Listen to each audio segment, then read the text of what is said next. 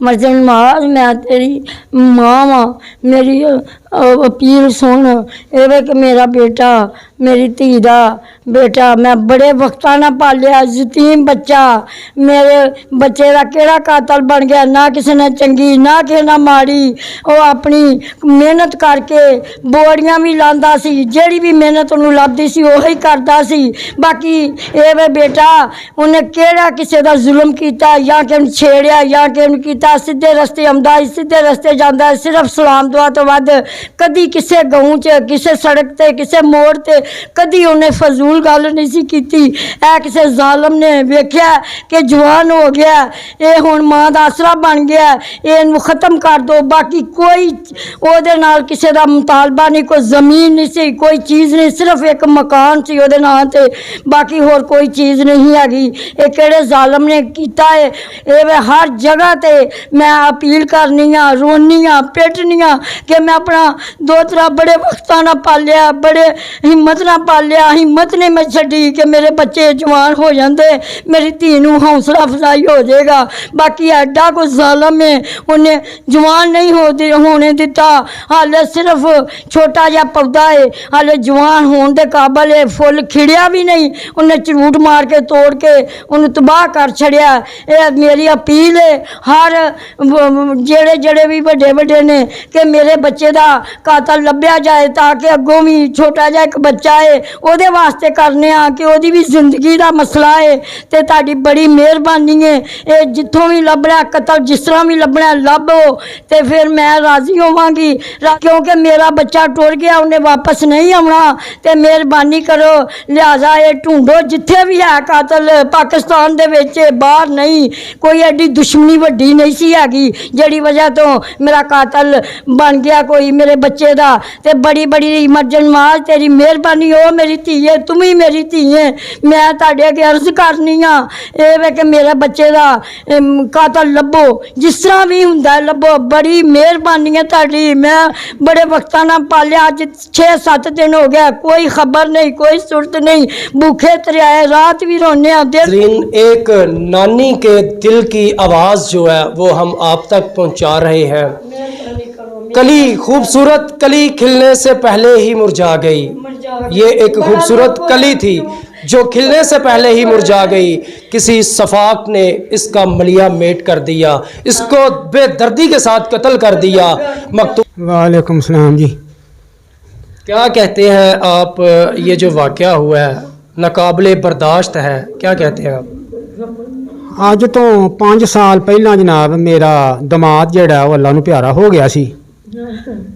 असी बड़े परेशान सी, दो बच्चे ने ते एक बच्ची है। जिहड़ी साल दी जिहड़ी बच्ची सी ना मेरी दोहतरी, वो मैं साल दी अपनी धी कोल लै गया सी, तो उत्थे जाके मैं पाली है, उन्हें मैं हुण 10वीं च पढ़ा रहा वां। 2 बच्चे मेरे दोहतरे ने, जेड़े दोहतरे एडा रिश्ता प्यारा, जेड़े मेरे हज़रत मुहम्मद मुस्तफ़ा सल्लल्लाहु अलैहि वसल्लम नूं मेरे प्यारे सन, ते असी भी उन्हां दे उम्मती हां। ते मैनू मेरे दोहतरे, मेरी दोहतरी, मेरी धी मैनू बड़ी प्यारी सी, असी इहदा बड़ा ख्याल रखते रहे हैं। दूसरा ये है कि यह बच्चा तां होया, लबाब इहदा नां सी, लबाब इहदा नां सी, ये तां होया सानू आसरा सहारा ये हो गया सी कि चलो कोई गल नहीं, हुण साडी बच्ची दा आसरा हो गया। सानू अल्लाह पाक ने बच्ची मेरे हाथ च डोंगरी फड़ाती है, इंशाअल्लाह ये डंगोरी लैके अपनी जिंदगी बसर कर लेगी। अज तो को 5-6 महीने पहला ये बच्चा मेरा लबाब है, ये पंप है डुगरी दे कोल है, जिहड़ी बन बाजवे तो जिहड़ी बडियानों जिहड़ी सड़क जाती है उत्थे पंप है। उहदे विच ये है कि ये मालक दियां सिफतां करदा सी, मालक लबाब दियां सिफतां करदा सी, सर्कट चलदा सी पिया जिहड़ा ना।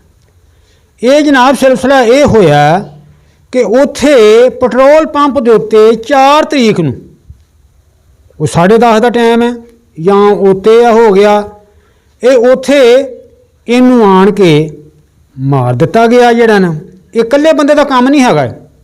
तो फिर मेरी इंतजामिया भी सुनती है, मेरी बेटी मरीम नवाज भी सुनती है, तो इंशाअल्लाह सब तुसी धीआं भैणां वाले हो, को दोहतरियां पोतरियां वाले हो, ਸਭ ਤੁਸੀਂ ਰਹਿਮ ਦੇ ਲੋ ਤੇ ਅੱਲਾਹ ਪਾਕ ਤੁਹਾਨੂੰ ਬਹੁਤਾ ਦੇ।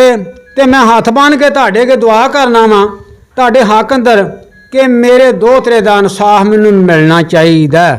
जी बिल्कुल, एक नाना जी की जो जज्बात थे वो भी आप तक शेयर कर रहा था, सुनवा रहा था आपको कि वो किस अंदाज में अपने दुखड़े आप तक पहुंचा रहे थे, किस अंदाज में अपने दुखड़े इंतज़ामिया तक पहुंचा रहे थे। हमारे साथ मकतूल के मामा जी मौजूद हैं, हम उनसे भी जानते हैं। अस्सलाम वालेकुम। जी वालेकुम अस्सलाम। मेरा नाम फ़ारूक है और मैं मकतूल अलबाब वल्द मोहम्मद तारक का मामू हूँ, सगा मामू। तो इस जो वक़ूआ हुआ है मेरे भांजे के साथ, ये यतीम बच्चा था। ये 13 इसके वालिद को इंतकाल किए हुए कितनी देर हो गई? जी जी यही बताना चाह रहा था मैं कि इसके वालिद को कोई 5 तो 6 साल गुजरे हो गए हैं ना, ये फौत हो गए थे। तो इस बच्चे को फूलों की तरह हमने पाला है और जोड़ तोड़ करके कुछ मैंने दिया, कुछ दूसरे भाई ने दिया, कुछ कैसे ऐसे हैसियत सब हैसियत ने दिया, जोड़ तोड़ करके इसको अभी इस पोजीशन पे लाए हैं कि ये इतना जवान होया 20 साल की उम्र में। जिसने भी हमको दिया है, कुछ कोई पैसे दिए हैं, कोई आटा दिया है, कोई कपड़ा दिया है, उसकी मेहरबानी। लेकिन अभी मैं अपनी मजदूरी करके उसकी उजरत से अपनी ज़िंदगी और अपनी वालदा की और बहन भाइयों की जो है ना, उसके एक छोटा भाई है उससे और एक वो सिस्टर है, उनके जो है ना अखराजात पूरे करना चाहता हूँ। आप क्या समझते हैं इस वाक़े में असल हकीकत क्या हो सकती है? कोई किसी हो सकता है कोई झगड़ा हुआ हो या कोई पेट्रोल पंप वालों की तरफ से कोई ऐसा मामला हो, आप क्या समझते हैं? जी असल हकीकत जो है ना, एक्चुअल में देखा जाए तो जो मेरा ये आवाज़ सुन रहा है, तो ये असल हकीकत ये पुलिस ही बता सकती है। अख्तियारात उनके पास हैं, आईटी के अख्तियारात, इंफॉर्मेशन और ये चीज़ें उनके पास हैं। जियो फेंस और जो उधर निशानात लगे हैं पाँव के, पंजों के, ब्लड के, वो सारी चीज़ें उनके पास हैं। मैं गया था मौके के ऊपर, लेकिन मुझे पुलिस वालों ने रोक टोक कर दी। मैंने कहा इनका मामला है, ये ठीक करेंगे। लेकिन आज 6 दिन गुजर गए हैं। ये काम अगर देखा जाए तो 2 दिन में ये मुकम्मल होकर रिज़ल्ट सामने आ सकता है। ये कोई सन सिकरत की बात नहीं है, ये सन 2024 है और ये ऐसा एडवांस टेक्नोलॉजी है, डिजिटल और एडवांस दौर है, सैटेलाइट दौर है। हर मुल्क ने, काफ़ी मुल्कों ने अपने अपने सैटेलाइट छोड़े हैं। और उसके अलावा जो है ना, जो काले हैं शाले हैं जितने भी हैं, उनके टावर कवरेज, वो सारा कुछ उनको पता है। बाकी जो लोग समझते हैं इन चीज़ों को, उनको भी पता है। जो नहीं समझते वो भी इस चीज़ को समझ लें। तो ये 2024 चल रहा है और 2 दिन में ये सारे के सारा जो है रिज़ल्ट सामने आ जाना चाहिए था कि उसकी डेड बॉडी को किसने टच किया है, उसके जो कपड़े पहने हुए थे वो उसकी लेबॉर्ट्री में गए, उसकी रिपोर्ट किधर कहाँ तक पहुँची है। तो हम किसी सरकारी मुलाजिम के साथ या सरकारी बंदे के साथ ज़्यादा बहस मुबासा करेंगे तो वो हमारे साथ झगड़ा करेगा तो मामला हमारे लिए ख़राब होंगे। तो जो मालिक वाली बात है वो गैर जिम्मेदाराना, बिल्कुल गैर जिम्मेदाराना। और जो लेबर यूनियन है उनका जो है ना, मैं रिक्वेस्ट करता हूँ उनके सामने कि ऐसा गैर जिम्मेदारा जो जिम्मेदार मालिक है उसके खिलाफ सख्त कदम उठाएं कि एक नौजवान यंग मासूम बच्चा वो दिन रात आपने उसको छोड़ दिया, धुंध है, धूड़ है, उसमें छोड़ दिया। कोई उसकी दिन रात को तो खबर। मालिक से मुराद आप कह रहे हैं जो पेट्रोल पंप का मालिक है, उसने आपके साथ कोई कॉपरेट नहीं किया, कोई ताउन नहीं किया, आपकी खैर खबर तक नहीं ली उसने? वो जिसे कहते हैं ना मिठी छुरी, वो हदीस शुरू करता है और फिर आयत पे ख़त्म करता है। और जब आयत ख़त्म होती है तो आपकी जो है ना आप ठंडे हो जाते हैं। वो असल बात के ऊपर आता नहीं है। आप मशरक़ की बात करेंगे वो मगरब की बात करता है, मगरब की बात करेंगे जुनूब की बात करता है, जुनूब की करेंगे तो आगे जो है ना कोई ना कोई उसने जो है ना वो उस बात के ऊपर आता नहीं है।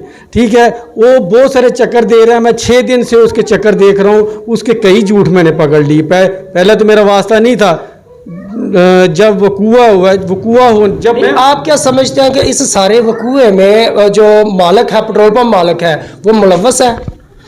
पेट्रोल पंप मालिक मुलव्वस नहीं हो सकता, लेकिन पेट्रोल पंप मालिक तावन नहीं कर रहा अपनी जान छुड़ाने के चक्कर में कि मुद्दा तो इधर हुआ है। उसने लाश भी उधर, जी जी, ये उसकी जिम्मेदारी में आता है। और जब तक वो ये मर्डर का जो किलर है ये मिल नहीं जाता, उसकी जान नहीं छोड़ सकती, हम नहीं उसको छोड़ेंगे, ये हुकूमत का भी फ़र्ज़ है।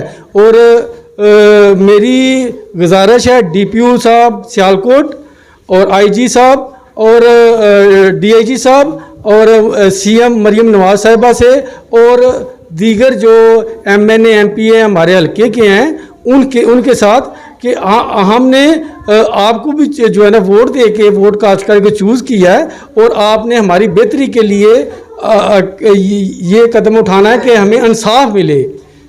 मेरी बेवा बहन है, उसको इंसाफ मिले। वो यतीम का क्या कसूर था, उसको किसी ने छोटी सी रंजिश के ऊपर इस तरह कत्ल कर दिया कि इसके पीछे बैकग्राउंड इसका कोई नहीं है, कोई नहीं इसके कोई पीछे आने वाला नहीं है, क्योंकि यतीम था।